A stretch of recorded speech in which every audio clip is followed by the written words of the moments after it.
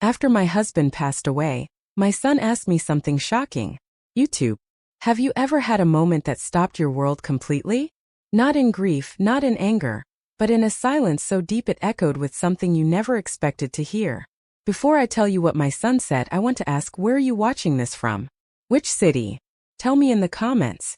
I love seeing just how many of us are quietly connected by life's strangest, most beautiful turns. Now let me take you back to the beginning. The house had grown painfully quiet since my husband Thomas passed. After 42 years of marriage, his absence wasn't just in the space next to me in bed. It echoed through the kitchen, the garage, even the creaky hallway. Everywhere I looked, something reminded me of him. His toothbrush, the wool cardigan he always left hanging on the back of the dining room chair, the half-finished crossword puzzle on the porch table. The days blurred together. I kept busy the way most widows probably do, cleaning drawers that didn't need it, folding laundry wasn't dirty, rearranging the pantry just for the sake of doing something with my hands. But grief doesn't get organized away. It lingers. My son Marcus had been so attentive through it all. He visited every few days. Sometimes he brought groceries, sometimes just himself. He was 42 now, strong like his father had been, with the same warm hazel eyes and thoughtful silences.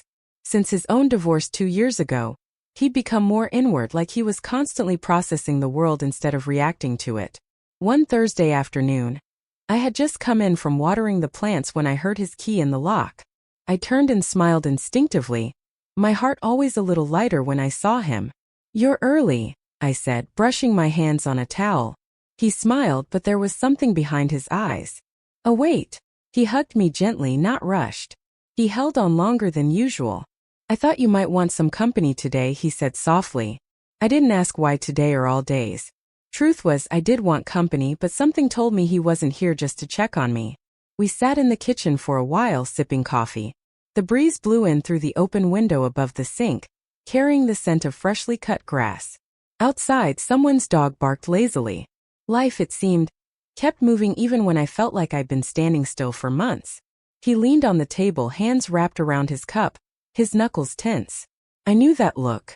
It was the same one he had as a boy when he was working up the courage to ask me something, like when he broke in the neighbor's window with a baseball or when he wanted to stay out past curfew. I waited. "Mom," he finally said, not looking at me. "Do you ever feel like you lost more than just Dad?" The question caught me off guard. "What do you mean?" He hesitated. "I mean, did losing him make you feel like part of you disappeared, too?" I felt my breath catch.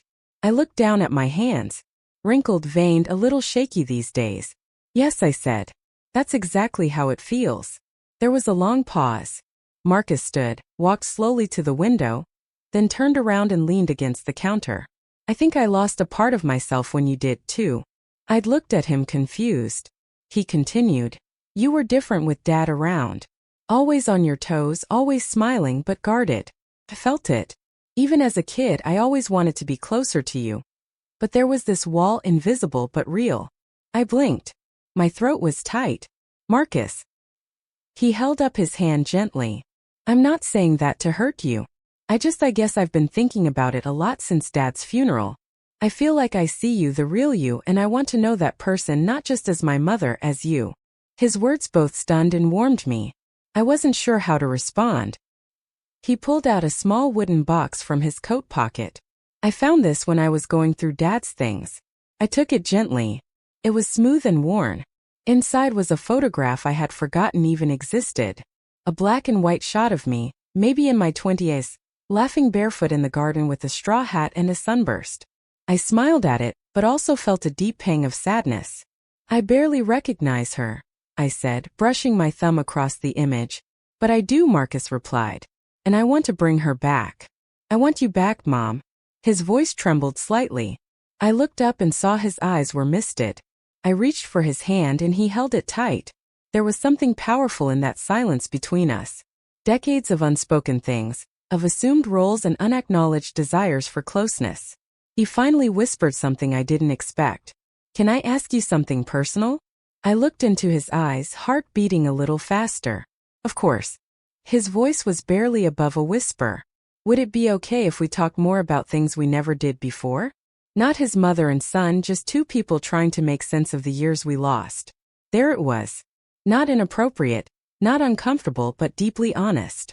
He wasn't asking for anything physical, nothing shameful, just something more profound, something that cracked open the rigid structure of who we were supposed to be, and offered a bridge between hearts that had drifted quietly apart.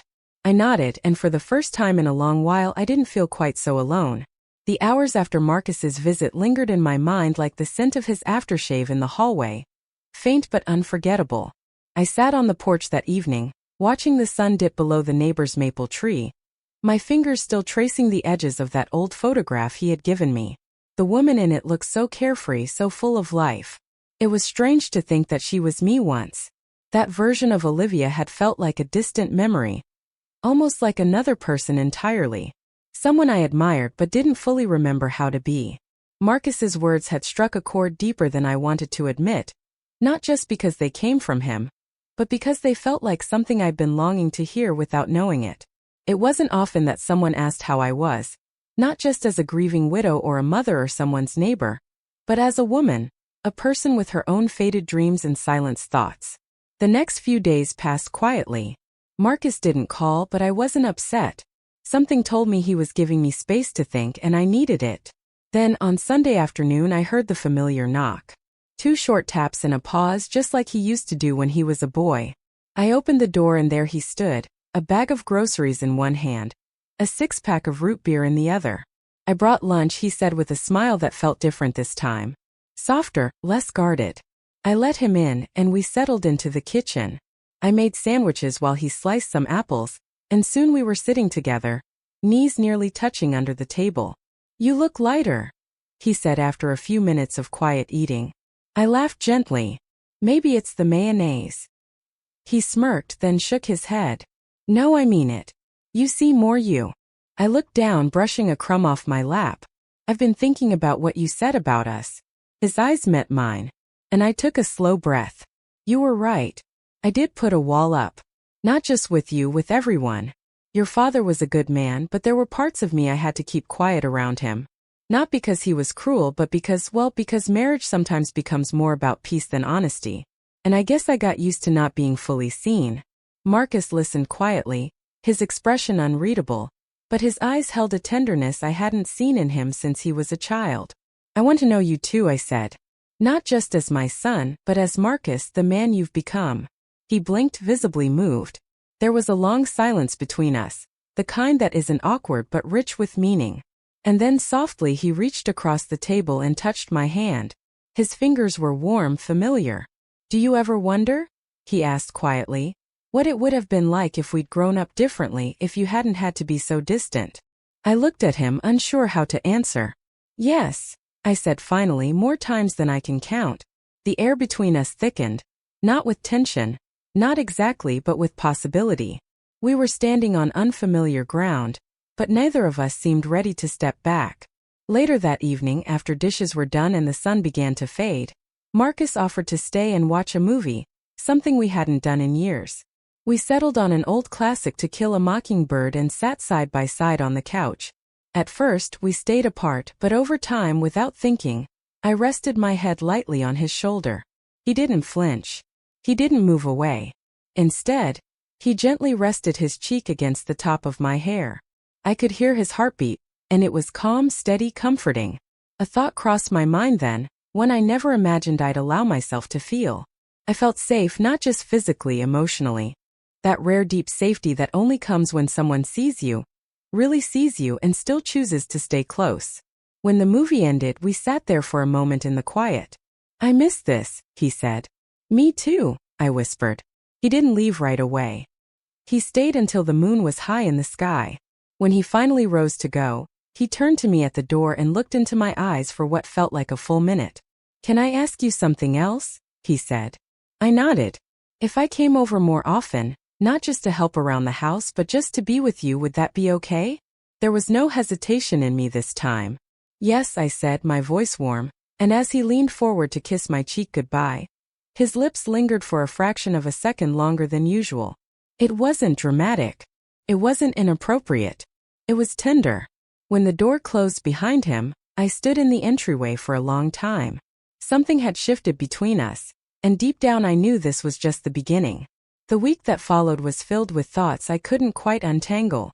I'd find myself standing in front of the sink, water running over dishes I'd already washed, or folding laundry that didn't belong to anyone anymore. My mind wasn't on chores. It was with Marcus. Not in a dramatic or inappropriate way, just quietly there in the corner of my thoughts, in the space where silence used to hurt. I started catching myself smiling at nothing, remembering the way his hand had felt in mine, the way he had looked at me, like I was someone worth knowing again. He came back on Tuesday. No groceries this time. No excuse. I was in the neighborhood, he said, but we both knew he wasn't. We didn't do anything special that day. We sat on the porch and watched the wind move through the trees, drank sweet tea and talked about music, about his childhood, about all the little things we had forgotten to share over the years. He told me things I'd never known, about how lonely he had felt as a teenager, how his father's quiet strength had also made him feel like he had to be strong too, even when he didn't want to be. How sometimes he'd sit in the garage and listen to me humming in the kitchen, and wonder what kind of woman I really was underneath all the layers of motherhood. I listened, really listened, and something inside me began to soften in a way I hadn't allowed in decades.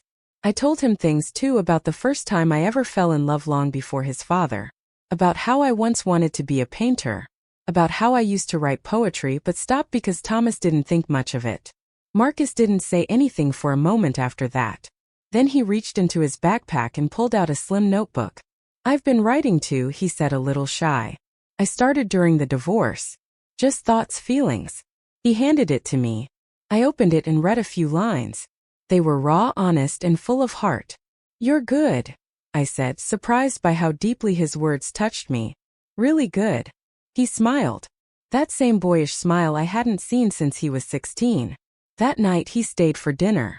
We cooked together, something we hadn't done in years. He chopped vegetables while I stirred sauce, and we moved around each other in the kitchen like dancers in an old routine. At one point our hands brushed as we both reached for the same spoon, and we paused just for a second. But in that second everything in the room felt louder. The ticking of the clock, the hum of the refrigerator, the breath caught in my chest. Neither of us spoke, but neither of us looked away either. After dinner we sat on the couch again. No movie this time, just music, a soft jazz record I hadn't played in years. He leaned back, arm resting across the top of the sofa, and I leaned in, my shoulder against his chest. It felt natural, like we had done it 1,000 times before, even though we hadn't. "Do you remember when I broke my arm?" he asked suddenly. "Of course I do," I laughed. "You fell out of the sycamore tree trying to impress the neighbor girl. She never even noticed." He chuckled. "But you sat with me all night. You didn't sleep. You just kept stroking my hair and whispering that everything would be all right." My smile faded into something more emotional. "I remember. You were in so much pain." "I wasn't," he said softly. "Not really. Not after you helped me like that." We were quiet again. But this time the silence was thick with memories and unspoken feelings. He turned toward me then, his hand gently brushing a strand of hair from my face. It was a gesture so delicate, so filled with care that my heart nearly stopped. His eyes searched mine, not hungrily, not inappropriately, but earnestly, like he was asking for something without saying a word. And I found myself answering, not with speech but with presence, with openness, with the way I didn't pull back. He didn't kiss me. That would have been too much, too soon. But he did something that felt even more intimate. He rested his forehead against mine. And we stayed that way for a long time. No words, just breath, just closeness, just the quiet recognition that something inside both of us had shifted. When he finally stood to leave, he looked unsure. Like he didn't want to go, but also didn't want to push. "I don't know what this is," he said, his voice a little shaky.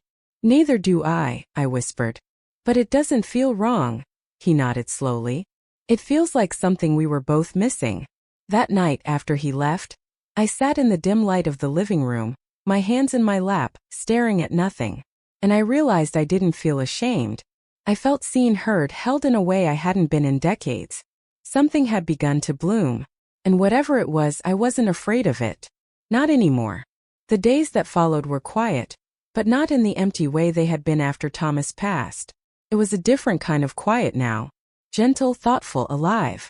The silence in the house no longer echoed with absence. It felt full, like it was holding something carefully between breaths. I kept busy with little things, reorganizing the closet, dusting shelves that hadn't seen a cloth in months. But I wasn't doing it to distract myself anymore. I was preparing, making space inside and out. For what, I wasn't entirely sure. But I could feel something shifting, like a season changing just before the first leaf falls. Marcus didn't come the next day or the day after that. And strangely, that didn't bother me because I knew he would come. And when he did, it wouldn't be out of obligation or habit. It would be because he wanted to. On Saturday evening, just as the sun was dipping low and the sky had turned soft orange and lavender, I heard the knock. Same rhythm, 2 short taps, 1 pause. I opened the door and there he was. No backpack, no groceries, just him. "Hi," he said a little nervously. Can I come in? You don't have to ask."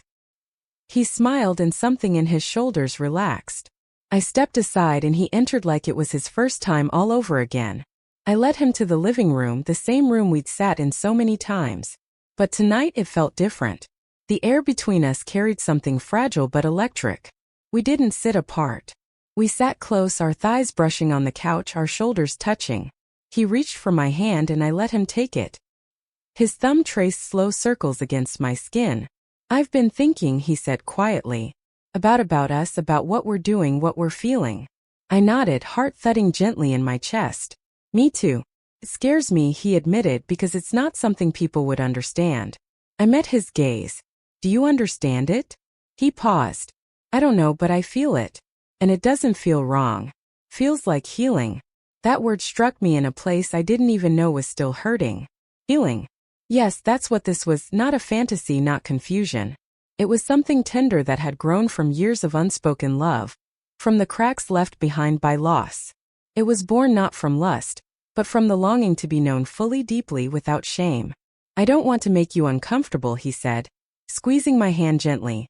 "If this ever crosses a line." "You haven't," I said quickly. "Marcus, you've been more gentle with my heart than anyone in my life." He exhaled, that same quiet relief I'd seen in him as a child when a truth finally slipped free. We talked for hours that night about life, about regrets, about choices we never made but always wondered about. He told me he hadn't felt truly close to anyone since his divorce, that he hadn't even let someone hold his hand in over a year. That sitting next to me felt safer than any relationship he'd known as an adult. And I told him things I'd never say out loud before, about the ache of growing older, the loneliness of being seen only through the lens of roles, wife, mother, widow, and never just as Olivia. When the clock struck midnight, he stood up slowly. "I should go," he said. "But I don't want to." I stood with him. We were face to face, the room dim and warm. "You can stay," I said before I could second guess this myself. "Just to sleep, just to be here." He looked at me, searching for something in my eyes. "I'll stay on the couch," he offered as if testing the space. "You don't have to," I said, my voice quiet. "We've already crossed the bridge. We're just walking slowly now." I turned off the lights and led him to my room. We didn't rush. We didn't even undress. We lay in bed, fully clothed, facing each other in the soft dark. Our fingers tangled, our breath synchronized, and in that bed there was no guilt, no taboo, just a mother and her grown son rediscovering one another in a way neither of us had ever planned, not with bodies but with open hearts. He kissed my forehead, then my cheek, and then very gently my lips. It was not a kiss of passion. It was a kiss of knowing, of gratitude, of reverence. He pulled back, his eyes shining in the moonlight. "I love you," he whispered, and for the first time in years I didn't feel afraid to say it back. "I love you too." That night we slept wrapped in each other's arms like two souls who had finally returned home. Not because we had broken something, but because we had finally started to repair what had long been fractured. The next morning he made me tea, kissed my hand at the table, promised to be back for dinner, and I stood by the window as he left, a quiet smile on my lips, the sun warming my skin. For the first time since Thomas's death, maybe even longer than that, I felt whole again. Not because I had filled the space he left, but because Marcus and I had created something new from what was left behind, and it was